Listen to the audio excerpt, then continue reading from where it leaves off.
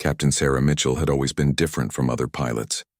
At 28, she was one of the youngest F-35 Lightning II pilots in the United States Air Force, and her record was spotless until that fateful Tuesday morning at Nellis Air Force Base.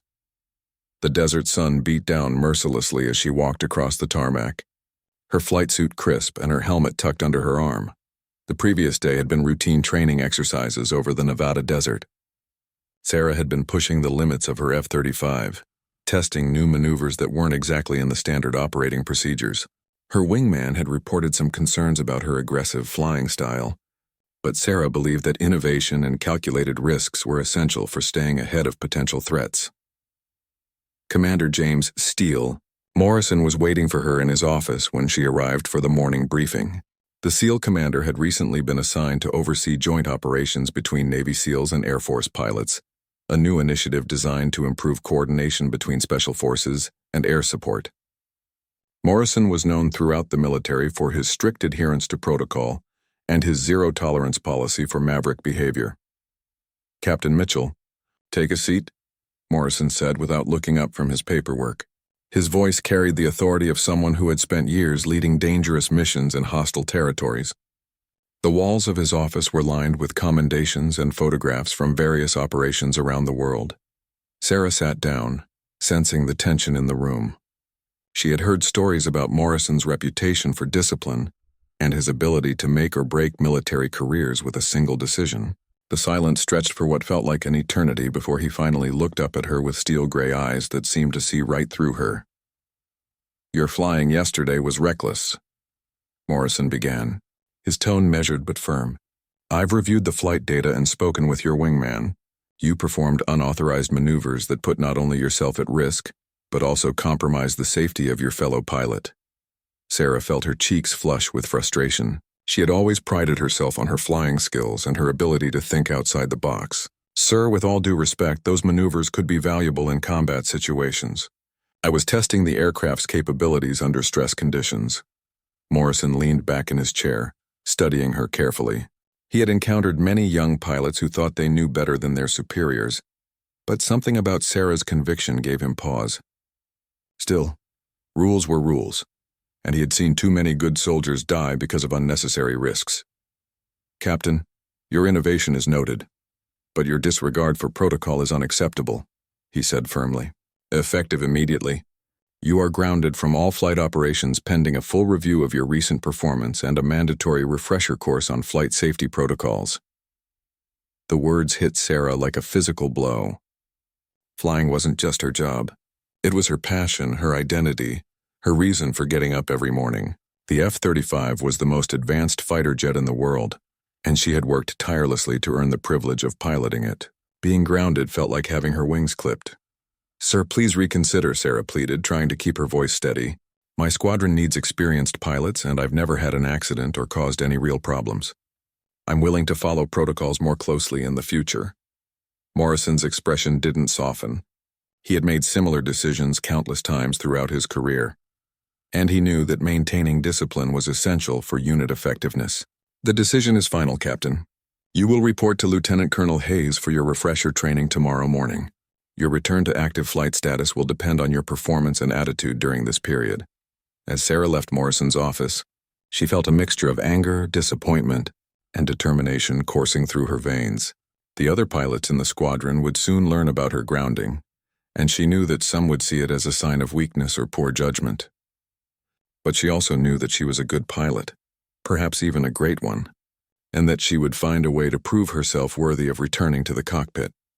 The walk back to her quarters seemed longer than usual, and Sarah found herself thinking about all the years of training and sacrifice that had brought her to this point. She had graduated top of her class from the Air Force Academy, excelled in pilot training, and earned her place among the elite group of F-35 pilots through sheer determination and skill. That evening, as she sat in her small room on base, Sarah stared out the window at the F-35s on the flight line. The sleek, angular aircraft seemed to mock her from a distance, their advanced avionics and stealth capabilities reminding her of everything she was temporarily denied. She made a silent promise to herself that she would not let this setback define her career. Unknown to Sarah, Commander Morrison had spent the evening reviewing her complete service record. Her flying scores were exceptional, her tactical knowledge was impressive, and her dedication to the mission was unquestionable. He began to wonder if perhaps his decision had been too hasty. But his years of experience had taught him that sometimes the best lessons came from the hardest consequences. The stage was set for what would become one of the most remarkable stories in modern military aviation, though neither Sarah nor Morrison could have predicted the extraordinary circumstances that would soon test both their convictions and their courage. Lieutenant Colonel Rebecca Hayes had been expecting Sarah Mitchell's arrival. The training officer was known throughout the base for her no-nonsense approach to pilot education and her ability to transform even the most stubborn aviators into disciplined professionals. Her office was filled with flight manuals, tactical guides, and photographs of successful graduates who had gone on to distinguished careers. Sarah knocked on the door at precisely 0800 hours, determined to make a good impression despite her circumstances. Hayes looked up from her desk with calculating eyes that seemed to assess Sarah's attitude before she even spoke. The older woman had been flying for nearly 2 decades and had seen every type of pilot personality imaginable. "Captain Mitchell, I assume you know why you're here," Hayes said as she gestured for Sarah to sit down. "Commander Morrison has briefed me on your situation. Before we begin, I want you to understand that this isn't a punishment. It's an opportunity to become a better pilot and a better officer." The refresher course was more intensive than Sarah had expected. Hayes didn't just review basic flying procedures. She delved deep into the psychology of decision-making under pressure, the importance of teamwork in military operations, and the fine line between confidence and recklessness that many talented pilots struggled to navigate. During the first week, Sarah found herself spending long hours in simulators, practicing standard maneuvers that she could normally perform in her sleep. Hayes watched every session carefully, taking notes and occasionally offering pointed observations about Sarah's technique and attitude. The colonel seemed to have an uncanny ability to identify the exact moments when Sarah's frustration began to override her judgment. Flying the F-35 isn't just about individual skill, Hayes explained during one particularly challenging simulation exercise. These aircraft are part of a larger system that includes ground control, other pilots, intelligence networks, and command structures. When you deviate from protocol, you're not just risking your own life, you're potentially compromising the entire mission. Sarah began to see her previous actions in a new light. She had always focused on maximizing her personal performance and pushing the boundaries of what her aircraft could do, but she had never fully considered how her choices affected the broader tactical picture. The realization was both humbling and enlightening. Meanwhile, Commander Morrison found himself dealing with an unexpected crisis. Intelligence reports indicated unusual military activity in several regions around the world, and there were growing concerns about potential threats to major American cities. The joint operations program he was overseeing suddenly became much more than a training exercise. It was rapidly evolving into a critical component of national defense strategy. As Sarah progressed through her training, she discovered that Hayes was teaching her more than just flying techniques. The colonel was sharing decades of wisdom about leadership, strategic thinking, and the mental resilience required to perform under extreme pressure. Sarah found herself absorbing these lessons eagerly, recognizing that they addressed weaknesses she hadn't even known she possessed. The best pilots aren't necessarily the ones who can perform the most spectacular maneuvers, Hayes told her during a particularly intense debriefing session. They're the ones who can adapt quickly to changing circumstances, work seamlessly with their team, and make split-second decisions that serve the greater mission rather than their own ego. The training also included extensive ground school sessions focused on threat assessment, tactical coordination, and crisis response procedures. Sarah learned about the complex web of intelligence gathering, analysis, and dissemination that supported every military operation. She began to understand that her F-35 was not just a fighter jet, but a sophisticated node in a vast network designed to protect American interests and citizens. By the end of the second week, Sarah noticed a significant change in her approach to flying. She was still pushing herself to excel, but now she was doing so within the framework of established protocols and team coordination. Her simulator scores improved dramatically, not because her technical skills had advanced, but because her decision-making had become more strategic and collaborative. Hayes noticed the transformation as well. During their daily review sessions, she observed that Sarah was asking different questions. Instead of focusing solely on what she could do with her aircraft, she was considering how her actions would support overall mission objectives and enhance the safety and effectiveness of her fellow pilots. Commander Morrison received regular updates on Sarah's progress from Hayes. He was impressed by the reports but remained cautious about reinstating her to active duty. The intelligence briefings he was receiving painted an increasingly concerning picture of global tensions, and he knew that the pilots under his command might soon be called upon to face real threats rather than training scenarios. As Sarah entered her third week of training, she felt a growing sense of anticipation and responsibility. The technical aspects of flying had never been difficult for her, but now she was developing the mental discipline and strategic thinking that would make her truly valuable as a military aviator. She sensed that something important was happening beyond the training environment, though she couldn't yet see the full scope of the challenges that lay ahead. The combination of Hayes's methodical instruction and Sarah's natural determination was producing exactly the kind of pilot that the military needed for the complex threats of the modern world. Neither woman realized that their work together was preparing Sarah for a mission that would test every lesson she was learning and demonstrate the true value of disciplined excellence in the cockpit of an F-35 Lightning II. The secure phone in Commander Morrison's office rang at 0347 hours on a Thursday morning, jolting him from the light sleep that had become his norm during times of heightened alert status. The voice on the other end belonged to General Patricia Hawkins, the commanding officer responsible for coordinating defense operations across the western United States. "Steele, we have a situation developing that requires immediate attention," General Hawkins said without preamble. "Intelligence indicates coordinated threats targeting 4 major metropolitan areas simultaneously. We need every qualified pilot ready for immediate deployment." Morrison sat up in his chair, instantly alert despite the early hour. The general's tone conveyed the gravity of the situation without revealing specific details over an unsecured line.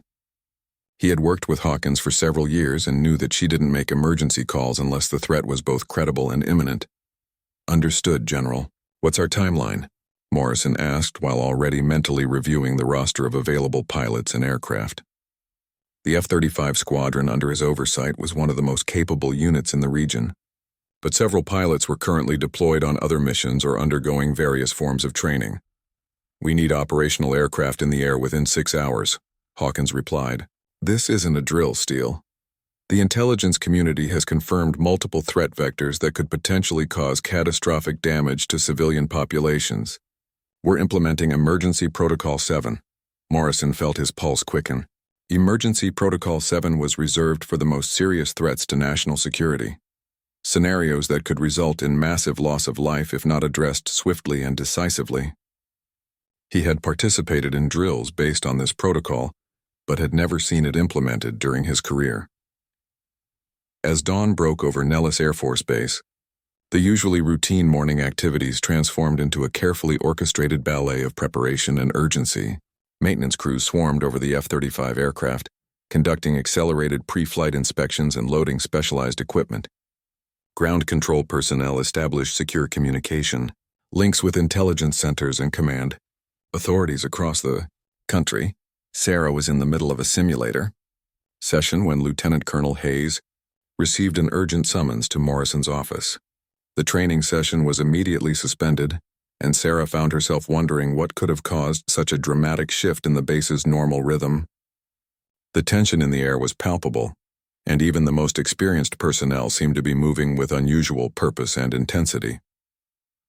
Morrison assembled his available pilots in the main briefing room, where large screens displayed maps of the continental United States with various colored markers indicating different types of information.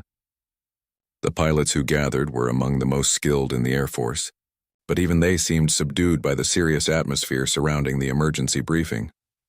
"Ladies and gentlemen, we have received credible intelligence regarding imminent threats to 4 major American cities," Morrison began, his voice carrying the weight of command authority.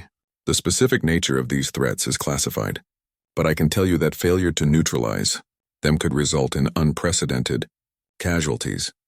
The pilots listened intently as Morrison outlined the general parameters of the mission without revealing sensitive operational details. Each city presented unique challenges in terms of airspace restrictions, population density, and potential collateral damage considerations. The F-35's advanced capabilities would be essential for navigating these complex environments while maintaining the precision necessary to address the threats. Major David Chen, one of the squadron's most experienced pilots, raised his hand with a question that was on everyone's mind. "Sir, what's our force structure for this operation? Are we coordinating with other branches or operating independently?" Morrison nodded approvingly at the question. "This will be a joint operation with multiple agencies and military branches. However, the F-35's unique stealth and sensor capabilities make our squadron the primary tactical element for the initial response. Each pilot will be assigned to one of the 4 threat zones, with backup support and coordination from ground-based command centers." As Morrison continued the briefing, Sarah remained in the training facility, unaware of the unfolding crisis but sensing that something significant was happening. Hayes had been gone for over an hour, which was unusual given their typically structured training schedule. The simulator operator mentioned that several other training programs had been suddenly canceled, adding to Sarah's growing curiosity about the situation. The intelligence picture that Morrison was receiving painted a disturbing scenario of coordinated attacks planned against Los Angeles, San Francisco, Seattle, and Denver. Each city faced a different type of threat, requiring unique tactical responses and specialized equipment configurations. The timing suggested a level of planning and coordination that intelligence agencies had not seen in previous threat assessments. Back in the briefing room, Morrison was explaining the critical time constraints that would govern the entire operation. "We have a narrow window of opportunity to intercept these threats before they can be executed. Intelligence indicates that the perpetrators are aware of our surveillance capabilities and have planned accordingly. This means we may have only one chance to neutralize each threat effectively." The gravity of the situation was not lost on any of the assembled pilots. They had trained for scenarios like this throughout their careers, but the prospect of facing real threats against American cities added a dimension of responsibility that went beyond normal military operations. The knowledge that millions of civilian lives, potentially, hung in the balance transformed the mission from a professional obligation into a personal calling. Lieutenant Colonel Hayes quietly entered the back of the briefing room and caught Morrison's attention with a subtle gesture. Their brief eye contact conveyed information that didn't require words. Hayes was thinking about Sarah Mitchell and her current status. Morrison's expression remained neutral, but Hayes could see him processing the implications of their shared concern. As the briefing continued, Morrison found himself facing a difficult decision that could have far-reaching consequences for both the mission and Sarah's career. The threat assessment required the deployment of every qualified F-35 pilot, but Sarah was technically still grounded and hadn't completed her refresher training. However, her skills were exceptional, and the current crisis demanded that personal considerations be weighed against operational necessities. The knock on the simulator room door came at exactly 1147 hours, interrupting Sarah's concentration as she navigated a complex training scenario involving multiple aircraft coordination. Lieutenant Colonel Hayes entered with an expression that Sarah had never seen before. A mixture of urgency, determination, and something that might have been concern. "Captain Mitchell, step out of the simulator immediately," Hayes said in a voice that brooked no questions. "You need to come with me to Commander Morrison's office right now." Sarah's heart sank as she powered down the simulation equipment.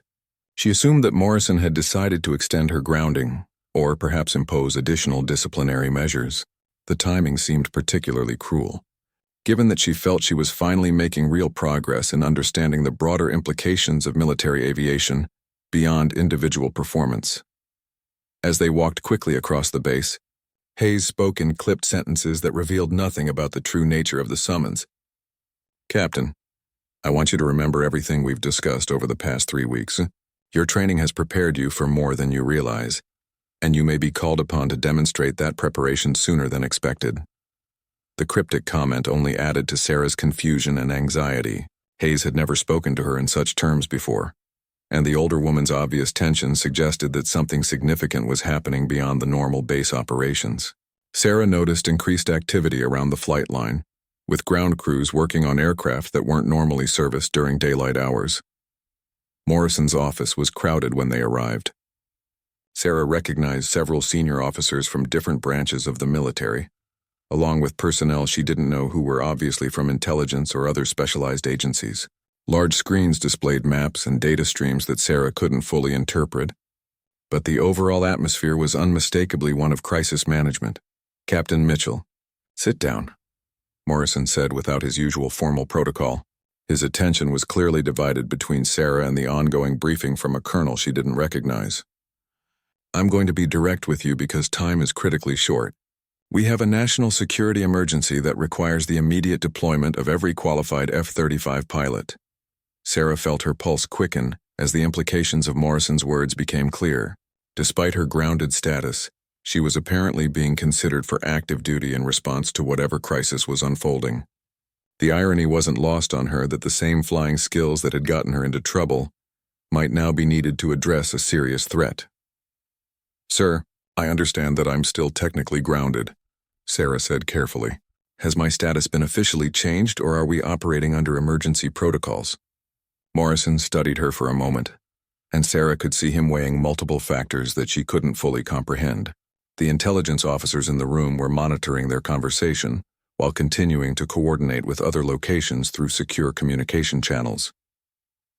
"Captain, your technical grounding remains in effect, but current circumstances require that we prioritize operational capability over administrative status," Morrison explained. "Lieutenant Colonel Hayes has provided me with detailed reports on your progress over the past 3 weeks. Based on her assessment and the current threat level, I'm authorizing your immediate return to active flight status." The words Sarah had been hoping to hear for weeks suddenly carried a weight she hadn't expected. This wasn't the triumphant return to flying that she had imagined during her long hours of training and reflection. Instead, it was a recall to duty, under circumstances that clearly involved genuine danger and national importance. Hayes stepped forward and placed a hand on Sarah's shoulder. "Captain, everything we've worked on together has been preparing you for exactly this type of situation. The lessons about teamwork, protocol, and strategic thinking aren't theoretical anymore. You're going to need every bit of that knowledge in the next few hours." One of the intelligence officers approached Morrison with an urgent update that Sarah couldn't overhear. The brief conversation resulted in Morrison's expression becoming even more grave than before. He turned back to Sarah with an intensity that made her realize the full seriousness of whatever was happening. "Captain Mitchell, you're being assigned to protect the San Francisco metropolitan area," Morrison said, his voice taking on the formal tone of operational command. "You'll receive a full tactical briefing within the hour, but I need to know right now if you're prepared to undertake this mission with full commitment to protocol and team coordination." Sarah understood that this was more than just a question about her flying ability. Morrison was asking whether the lessons she had learned during her grounding had fundamentally changed her approach to military service. The weight of responsibility for protecting an entire city and its millions of inhabitants made her previous concerns about personal achievement seem insignificant.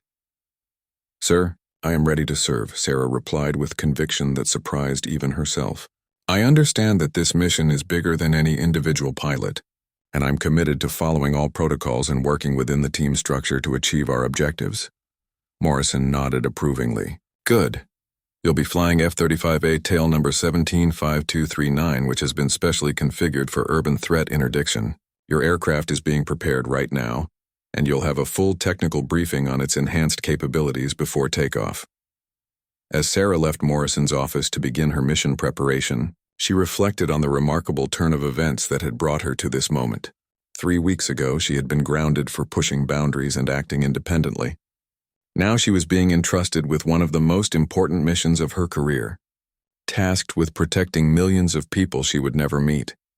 The irony wasn't lost on her that Commander Morrison, the man who had grounded her for reckless behavior, was now placing enormous trust in her ability to perform under the most demanding circumstances imaginable. Sarah realized that the grounding hadn't been a punishment. It had been preparation for exactly this type of moment when individual skill had to be perfectly balanced with disciplined teamwork and strategic thinking. As she hurried toward the flight line to begin her pre-mission preparations, Sarah felt a sense of purpose and responsibility, unlike anything she had experienced before. The F-35 waiting for her wasn't just an advanced fighter jet.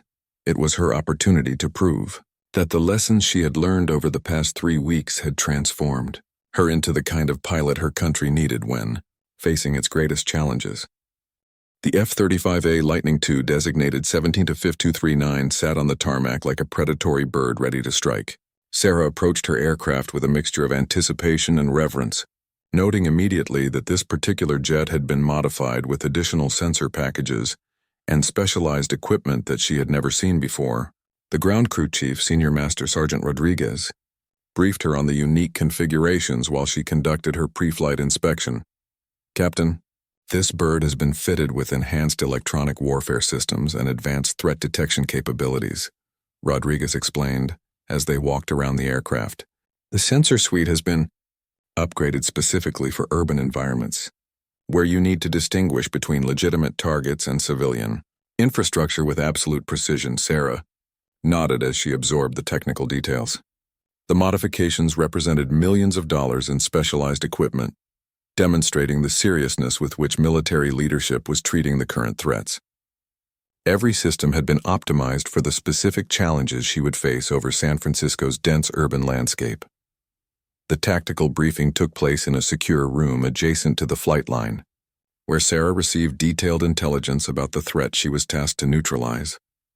The information was compartmentalized and specific to her assigned zone, but she could see that similar briefings were taking place simultaneously for the other pilots assigned to Los Angeles, Seattle, and Denver.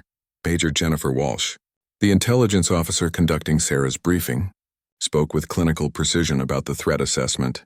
"Captain Mitchell, we have confirmed intelligence indicating a coordinated attack planned against the San Francisco Bay area. The specific nature of the threat involves aerial delivery systems that could potentially cause massive casualties if not intercepted." The maps and satellite imagery displayed on the briefing room screen showed the complex airspace around San Francisco, with its multiple airports, dense population centers, and challenging geographic features. Sarah studied the flight paths and identified potential intercept points while considering the civilian air traffic that would need to be coordinated around her mission. "Your primary objective is to identify and neutralize the threat before it can reach populated areas," Walsh continued. "However, you must also be prepared to adapt to changing circumstances. Intelligence suggests that the perpetrators may have contingency plans that could alter the threat profile during your mission." Sarah felt the weight of responsibility settling on her shoulders as she realized the scope of what she was being asked to accomplish. The training she had received from Lieutenant Colonel Hayes suddenly seemed remarkably prescient. The emphasis on adaptability, team coordination, and strategic thinking was directly applicable to the challenges she now faced. The pre-flight systems check revealed that every component of her F-35 was operating at peak efficiency. The aircraft's advanced avionics provided her with unprecedented situational awareness, displaying real-time data from multiple intelligence sources while maintaining secure communication links with command centers throughout the region. At 13:47 hours, Sarah received clearance for takeoff. The F-35's powerful engine pushed her back in her seat as she accelerated down the runway and lifted off into the clear Nevada sky. The sensation of flying again after 3 weeks on the ground was exhilarating, but she forced herself to focus on the mission parameters rather than the personal satisfaction of being airborne once again. The flight to San Francisco took her over the Sierra Nevada mountains and across California's Central Valley.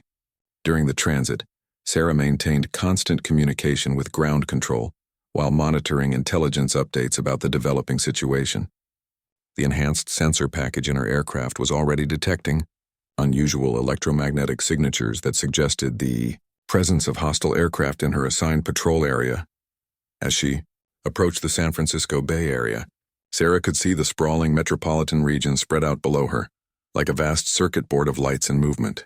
The knowledge that millions of people were going about their daily lives, unaware of the threat developing overhead, added urgency to her mission that no training exercise could have replicated.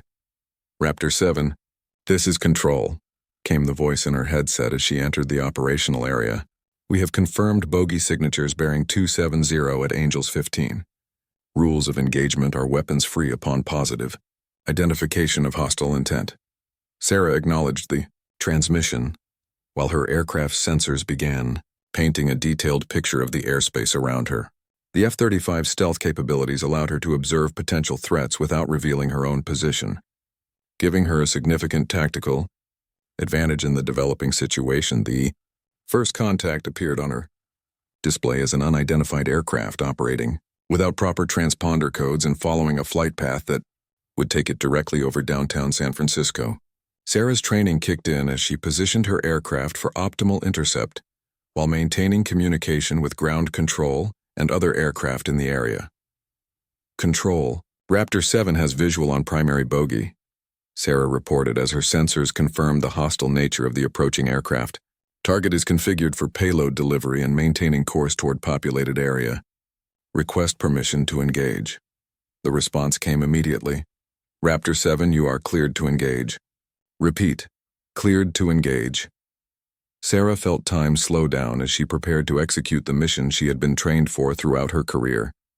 The F-35's advanced weapon systems provided her with multiple engagement options, but she had to choose the one that would neutralize the threat while minimizing any risk to the civilian population below. The engagement was swift and precise. Sarah's aircraft intercepted the hostile before it could reach its intended target, using the F-35's superior speed and maneuverability to position for the optimal shot. The threat was neutralized with surgical precision, demonstrating the effectiveness of both the aircraft's advanced capabilities and Sarah's improved tactical discipline. But as she confirmed the destruction of the first threat, Sarah's sensors detected additional signatures approaching from different vectors.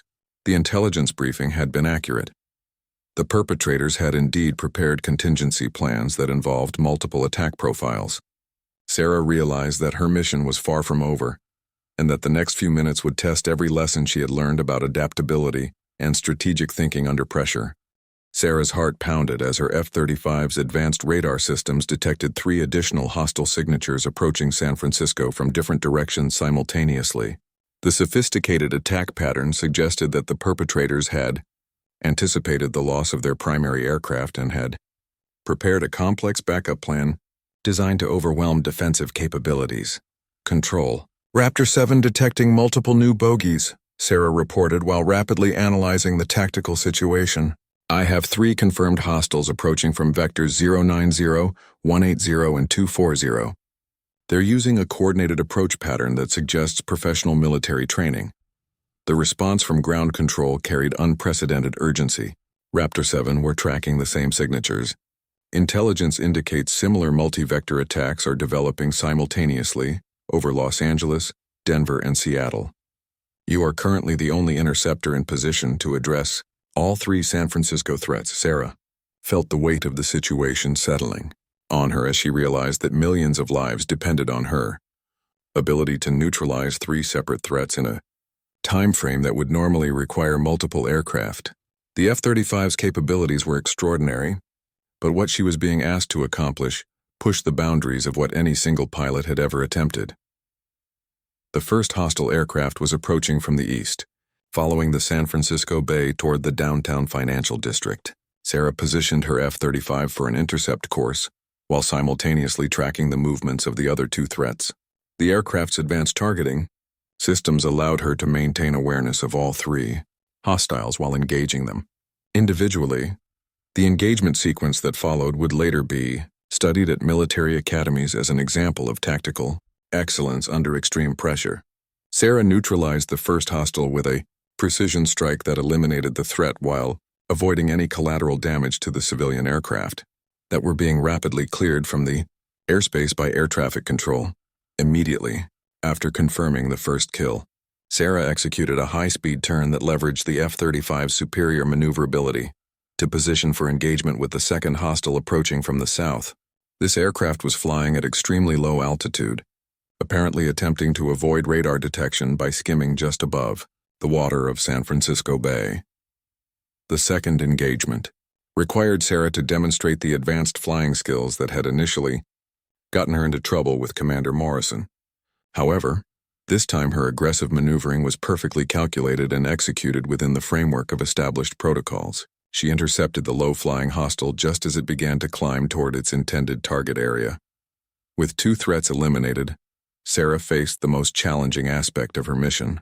The third hostile had changed course and was approaching from the northwest, using the complex terrain of Marin County to mask its approach. Worse, intelligence updates indicated that this aircraft was carrying a more sophisticated payload that could cause even greater casualties if it reached populated areas. Sarah's fuel reserves were running low from the high-energy maneuvers required for the first 2 engagements. But she knew that there was no backup aircraft available to assist with the final threat. She would have to complete the mission using every bit of her remaining capability and the F-35's advanced systems.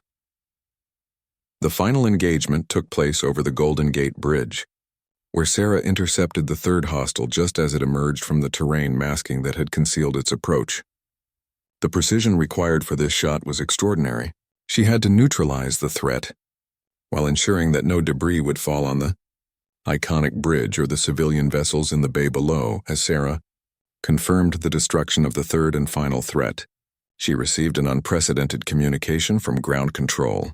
Raptor 7, outstanding work. You have successfully eliminated all hostile aircraft in your area of responsibility. Be advised that your colleagues over Los Angeles, Denver, and Seattle have also completed their missions successfully. The relief Sarah felt was overwhelming, but it was quickly replaced by amazement as she received additional information from Mission Control. Raptor 7. Preliminary analysis indicates that you have completed a triple intercept mission in 17 minutes and 32 seconds. This represents the fastest time on record for neutralizing multiple aerial threats over a metropolitan area. Sarah's accomplishment was remarkable, not just for its speed, but for the precision and tactical sophistication she had demonstrated throughout the engagement sequence. The combination of advanced aircraft capabilities, superior training, and disciplined execution had resulted in a mission profile that exceeded what military planners had believed possible for a single pilot. As she began her return flight to Nellis Air Force Base, Sarah reflected on the extraordinary journey that had brought her to this moment. 3 weeks earlier, she had been grounded for reckless flying and poor judgment.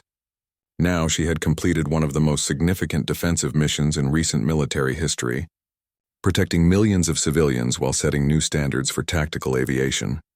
Commander Morrison was waiting on the tarmac when Sarah's F-35 touched down at Nellis. The SEAL commander's expression was unreadable as Sarah completed her post-flight procedures and climbed down from her aircraft. She had no idea what kind of reception to expect from the man who had grounded her just weeks earlier. "Captain Mitchell," Morrison said as he approached her across the flight line, "your performance today was exceptional. The combination of tactical skill, strategic thinking, and disciplined execution that you demonstrated represents exactly what we need from our pilots." In the modern threat environment, Sarah felt a surge of pride mixed with gratitude as she realized that her grounding had ultimately prepared her for this moment. The training she had received from Lieutenant Colonel Hayes, combined with the lessons in teamwork and protocol that Morrison had insisted upon, had transformed her from a skilled but undisciplined pilot into a true military aviator capable of extraordinary achievement.